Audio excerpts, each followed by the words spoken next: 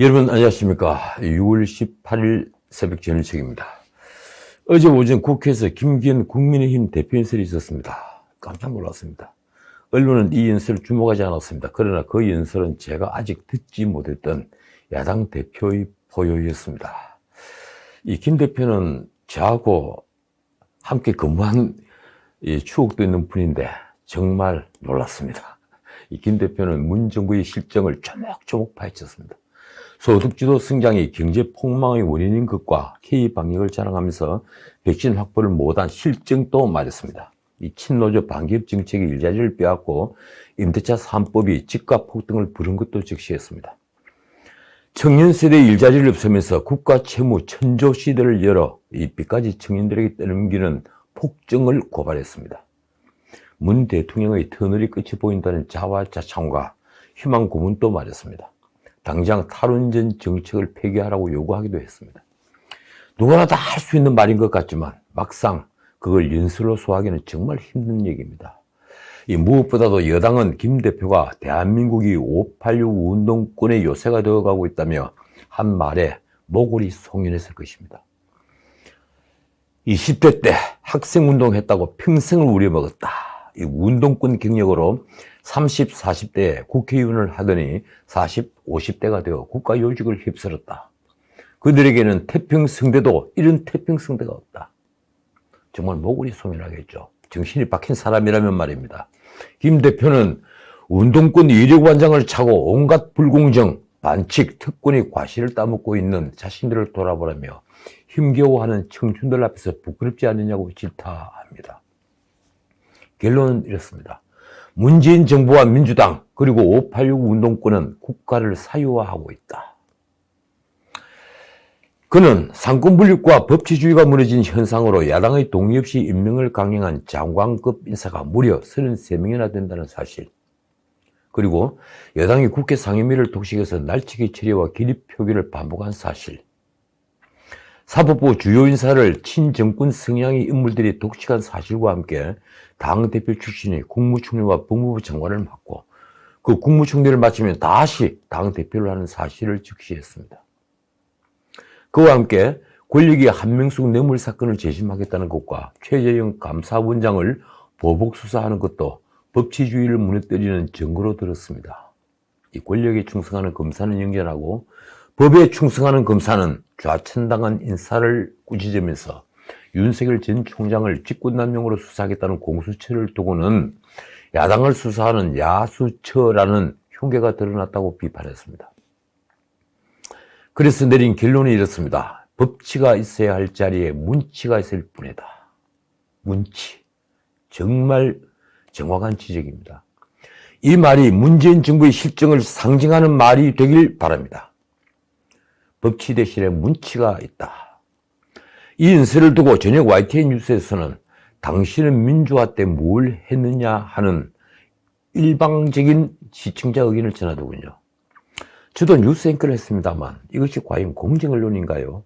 기가 막힐 뿐입니다. 이틀 전엔 송영길 민주당 대표의 연설이 있었습니다. 그 역시 청년 재난의 시대를 사고하며 공감이 부족했다고 했습니다. 공정과 정의 기준에 부합하지 못했다며 이 집값 폭등으로 서민들 희망이 꺾이고 있다는 점도 인정했습니다. 그는 내로남불을 고치겠다며 민주당의 특정 세력에 주눅들거나 자기 검열에 빠지는 순간 민심과 유리된다고도 했습니다. 4.7 재보선 참패 뒤에 조국 사태를 반성한다던 초선 의원들이 친문의 공격을 받고 입을 닫은 걸 말한 겁니다. 하긴 문 대통령을 비판한 광주의 어느 자영업자가 친문의 전화 테러로 마녀 사냥을 당했다는 게 뉴스가 될 정도이니 초선 의원들이 주눅이 들만도 하죠. 송 대표는 공산 침략에 맞선 호구 경영을 개성할 것이라고도 했습니다. 그런데 당장 백선엽 장군을 겨냥해 국립묘지에 안치된 친일 인사묘를 강제 이전하는 이른바 파묘법을 발의한 사람들은 누구입니까? 송영길 의원 등이 주도한 파묘법 공청회에는 백선엽 장군의 친일 행적이란 걸 적은 묘비를 놓아두었다고 합니다. 다들 아시겠지만 백선엽 장군이 아니었으면 낙동강 전선은 무너졌습니다. 이 언론은 사설에서 소득주도 성장으로 고용 참사가 빚어지고 빈부격차가 커지는데도 그 소주성을 주창한 홍장표가 수많은 반대에도 KDI 원장으로 간 것을 예로 들면서 더 이상 국민을 속이지 말라고 질타했습니다. 두 대표의 연설에 공통점이 있다면 무엇일까요? 그건 2030에 대한 배려입니다. 그리고 보니 요즘 TV나 신문은 문자 그대로 2030 블랙홀에 빠져드는 한국 정치의 적나라한 모습을 여과 없이 보여주고 있습니다. 조중동을 비롯한 신문이 앞장을 섰습니다. 마치 2030이 이 나라를 다시 민주국가로, 평등사회로, 선진국으로 우뚝 서게 할 것처럼 말입니다. 졸지에 우리 사회의 모든 권위는 꼰대가 되어버렸습니다. 이 대한민국을 산업화시켜 G7 초청국이 되도록 만든 것은 지금의 집권 세력이 아닙니다. 자식들의 미래를 위해 모든 것을 희생한 2030의 부모 세대, 조부모 세대들의 노력과 희생이 지금의 대한민국을 만들었습니다. 그런데 그 모든 선배 세대들은 이제 꼰대가 됐습니다. 이제 우리 사회는 사회적 권위가 사라진 2030 블랙홀 사회가 됐습니다. 언론이 그런 사회를 만드는데 앞장섰습니다. 조선일보는 일면 헤드라인으로 일자리를 두고 벌어진 세대 대결을 다뤘습니다. 이렇습니다. 노조가 띄운 정년연장, 청년들이 막았었다. 현대차, 기아, 한국 GM 등 국내 완성차 3사 노조가 노동자 정년을 연장해달라며 국회 청원을 올리자 MZ세대 직원이 청년 일자리가 줄어든다며 정년 연장에 반대한다는 글을 청와대 청원 게시판에 올린 유세입니다. 그 기사와 함께 큼지막하게 기지개를 켜는 이준석 야당 대표의 사진이 신문 중앙에 크게 올라 있습니다. 요즘 따릉이를 타는 사진부터 지나치다 할 정도로 그의 사진이 연일 신문 일면을 장식하는 중입니다. 중앙일보 일면 헤드라인도 2030 일자리 문제를 다뤘습니다. 2030 일자리 공채 알바 말랐다.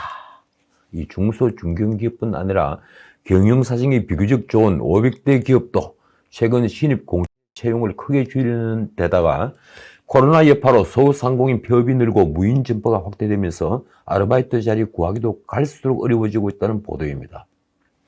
500대 기업 중에 37.6%는 신입사원을 뽑지 않습니다. 신입사원을 뽑는 기업도 공개 채용은 62.7%에 불과하고 나머지는 수시 선발이라고 합니다. 몇 명 뽑지 않는다는 거죠. 더 재밌는 것은 수요일자 조선일보 일면 헤드라인입니다. 어르신은 오늘 또 노인세 냈다. 이 디지털에 익숙하지 않은 노인들 세태를 보도한 기사입니다. 언뜻 노인 세대의 고달픔을 지적한 기사처럼 보이지만 가만히 읽어보니 디지털 시대에 뒤떨어졌다는 걸 지적한 데 비중이 더 실린 기사로 보였습니다. 그러고 보니 여기저기 청년 실업에 대한 기사와 정년 연장에 대한 기사들이 늘어나고 있습니다. 사실 정년 연장 문제는 우리뿐 아니라 선진 각국의 현안입니다. 생산 인구가 감소하자 일본이 제일 먼저 나섰습니다. 유럽 각국도 정년 연장에는 아주 적극적입니다. 정년 연장은 문 대통령의 공약사항이기도 합니다. 그런데 문 대통령은 고용부 업무보고에서 정년 연장에 대한 언급을 하면서도 후속 행동이 없었습니다. 그래서 내년 대선에서 정년 연장을 이슈화하고 중장년표를 얻겠다는 속셈이라는 관측이 나왔습니다. 정말 그럴까요? 정년 연장은 노동 유연성 문제 그리고 임금 피크 문제와 직결된 문제이니 쉽게 결정될 문제는 아닙니다. 한편 국민연금 수령 연령이 2023년에는 63세 그리고 2033년에는 65세로 늦춰지니 정년 연장은 논의될 수밖에 없는 문제이기도 합니다. 청년 실업은 저 역시 이 방송에서 수없이 지적한 문제입니다. 이틀 전엔 민주당 싱크탱크인 민주연구원에서조차 문 정부가 청년 일자리 정책에 실패한 것을 자인했습니다. 요지는 이렇습니다. 출범 초기보다 예산은 2배 늘었지만 청년 고용 상황은 부진하다. 부진한 게 아니라 실패한 거죠. 정부 정책이 양적 확대에만 치중했고 실효성은 부족했기 때문이라고 지적하고 있습니다. 실효성이 부족했다. 이 표현은 아마 일자리다운 일자리가 없었다는 뜻일 겁니다. 문정부 일자리 예산은 2021년 올해 30조 5천억으로 2017년 15조 9천억의 거의 2배 수준입니다. 그런데 작년 기준 20대 2명 중에 1명이 미취업 상태이고 취업자 3명 중에 1명은 임시직, 일용직입니다. 20대 청년 실업률이 10%, 그리고 체감 실업률은 25.1%인데 사실 쉬어승으로 응답한 사람과 구직 단념자를 포함하면 진짜 이 실업률은 엄청나게 치솟을 것입니다. 어쨌든 민주연구원은 실업대책의 핵심으로 청년에 대한 이해도 향상이 필요하다고 주장합니다. 그래서 정말 묻고 싶습니다. 청년 일자리도 기업이 만드는 것입니다. 그런데 기업 규제 법률을 쏟아내고 노동 경직성 개혁은 엄두조차 내지 못하면서 청년들을 이해만 하면 이 자리를 만들어줄 수 있는 것인가요? 어쨌든 요즘 신문은 연일 청년 문제, MZ세대를 화두로 삼고 있습니다. 이 청년에 아부한다고 할 정도입니다. 아니, 아부가 맞습니다. 드디어 신문은 얼마 전부터 나온 이슈인 대통령 비선거권 연령을 낮추자는 논의까지 기사화했습니다. 큼지막하게 말입니다. 모 방송에 저에게 이 문제로 출연 섭외를 했는데 제가 정중히 거절했습니다. 기사 제목이 자극적입니다. 프랑스 18세 고교생도 대통령 출마 가능.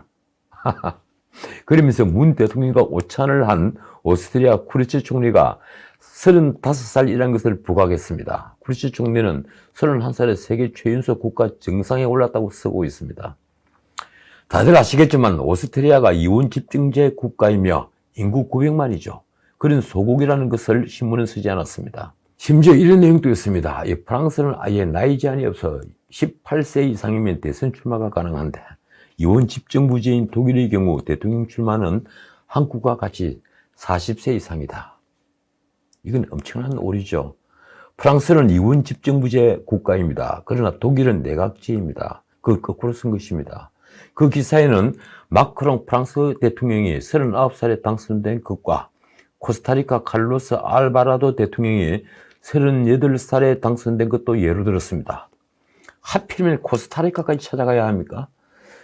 지난 미국 대선에서 민주당 예선의 주요 출마자는 물론 공화당 트럼프까지 모두 70대 중반을 넘긴 것은 왜 쓰지 않았을까요? 세계 각국의 수반들 중에 하필이면 프랑스 코스타리카 대통령과 뉴질랜드 오스트리아 총리를 찾아낸 노력이 가상해 보입니다. 우리나라 최고의 신문이라는 신문이 말입니다. 어쨌든 기사는 이준석 당대표 당선을 계기로 대선 출마 연령 제한을 없애자는 주장이 제기되고 있다며 지나치게 높은 대선 출마 연령은 세계적 조류와 동떨어져 있다고 쓰고 있습니다. 이건 또 무슨 근거로 하는 말일까요? 대선 출마 연령은 헌법사항입니다. 그러니 개헌 주장을 하는 것입니다. 통치자에게 요구되는 자질은 너무 많습니다. 그래서 그 자질 때문에 40살로 한정을 하고 있는 겁니다. 어쨌든 이쯤 되면 신문이 2030에 아부한다는 말 외엔 더 평가할 말이 없습니다. 문 대통령이 오스트리아에서 스페인으로 갔습니다. 역시 국빈 방문입니다. 그가 기내에서 SNS에 올린 글에 주목할 만한 내용이 있습니다. 오스트리아는 지금 또 이념을 초월한 대연정으로 안정적인 정치 구조를 이루고 있다. 그 뒤에 덧붙인 말이 정말 놀랍습니다. 이제 우리 차례다. 우리는 선도국가 평화의 한반도를 만들어 세계사의 새로운 시작을 알릴 수 있다. 우리 국민들은 충분한 자격이 있고 해낼 능력이 있다. 얼핏 들으면 득담 같기도 한 말인데 가만히 살펴보면 뼈가 있는 말입니다. 설마 이 말이 남북이 대연정을 해서 평화의 한반도를 만들자는 말은 아니겠죠. 만약 그런 뜻이라면 그 자체로 위헌적 발상입니다. 문 대통령이 찬양한 오스트리아도 공산당과의 연정은 하지 않았습니다. 과연 문 대통령이 이 말을 오늘 아침 신문은 어떻게 다룰까요?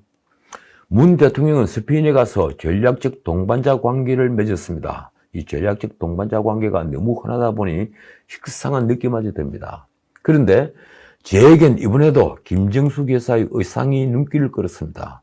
거의 모든 행사마다 옷을 바꾸고 입는 초인적인 노력이 돋보였다고 할까요? 영국과 오스트리아, 스페인에서 보여준 그 많은 의상들이 국민들에게 어떻게 비칠지 저는 몹시 궁금합니다. 자, 윤석열 전 총장 뉴스 하나만 찍겠습니다. 이 민주당 송영길 대표가 이른바 윤석열 파일의 실체를 언급했습니다. 저쪽 후보로 나서는 홍준표, 하태경 등이 간단한 분들이 아니지 않느냐면서 그가 한 말이 이렇습니다. 이명박 BBK 문제처럼 야당 경선 과정에서 밝혀질 거라고 본다. 저도 대충 다 알고 있는 내용들입니다. 윤석열이 아내 김건희 씨 문제를 거론한 거죠.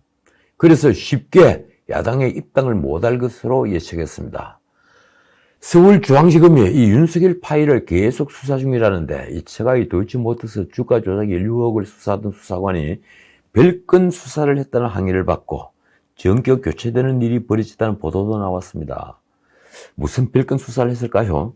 김건희 씨의 전시기획사 코바나 컨텐츠에 대한 기업 협찬을 둘러싼 고발 사건 수사도 8개월째 진행되고 있습니다. 이 언론은 중앙지검 반부패 2부장이 대기업에 공문을 보내 코바나와 거래한 자료와 담당 직원들이 내부 메신저 그리고 내부 보고서들을 제출해달라고 요구했다는 사실을 보도했습니다. 일종의 폭로죠. 이 사건은 최강욱이 고발했고 추미애가 지휘권을 발동한 사건입니다. 그리고 이성윤 당시 중앙지검장이 엄청나게 신경을 썼던 사건으로 알려졌습니다. 그 바람에 코바나 전시회를 주최하거나 협찬한 언론사도 수사 대상이 됐습니다. 그런데 검찰은 압수수색 영장을 받지 않고 왜 기업에 자료 제출을 요구했을까요? 그 윤석열 전 총장은 지금 국민의힘에 곧 입당하지는 않을 것 같습니다. 이틀 전 대변인을 통해 한 말은 이렇습니다. 여야의 협공에는 일절 대응하지 않겠다. 내 갈 길만 가고 내 할 일만 하겠다. 아마도 이준석이 막판에 뿅 하고 나타나면 지지를 얻겠느냐 이렇게 말한 데 대한 반응으로 읽힙니다. 참 재밌습니다. 자, 오늘은 여기까지입니다. 이 민주당은 부동산 투기가 문제된 의원 12명에게 탈당 권유를 했지만 9일이 지난, 그러니까 아흘해가 지난 17일까지 탈당을 한 의원이 아무도 없습니다. 국민을 우습게 보는 걸까요? 아니면 대단한 오기라고 해야 합니까? 뭔가 믿는 구석이 있겠죠. 그 민주당의 대선 주자들은 요즘 열심히 청년 세대에 아첨을 하는 중입니다. 이낙연은 온라인 게임 롤, 그러니까 리그 오브 레전드라고 하죠. 롤, 이 프로게이머스계 아이디 연희를 만들었습니다. 정세균은 가죽 재킷이 사다 청바지 금반지 촬영으로 동영상을 찍었습니다. 힙합 가수 촬영을 한 겁니다. 최문수는 노래하는 최맥이라는 뮤직비디오를 찍었다고 합니다. 이 젊은 박용진은 걸그룹 브레이브걸스의 롤린이라는 노래에 맞춰 춤추는 동영상을 공개했습니다. 이 정말 왜들 이러는 걸까요? 제겐 과유불급으로 보입니다. 작년 7월 문 대통령 탄핵을 외치는 광화문 집회 기사 아래 댓글을 달고 그리고 12월에는 코로나 역학조사에 군을 투입한다는 기사에 지가 X 할 것이지 문 XX 맞네 갈수록 이런 댓글을 달았다는 이유로 상병이 군정법 64조 상관 모욕죄로 기소가 되어 징역 6개월 선고유예 판결을 받았습니다. 참 놀라운 판결입니다. 대통령은 국군 통수권자이니 상관인 것은 분명합니다. 그런데 이 판결이 문 대통령을 더 모욕하는 것처럼 보이는 것은 저뿐일까요? 이 역시 한마디로 과유불급입니다. 지금까지 전현책이었습니다.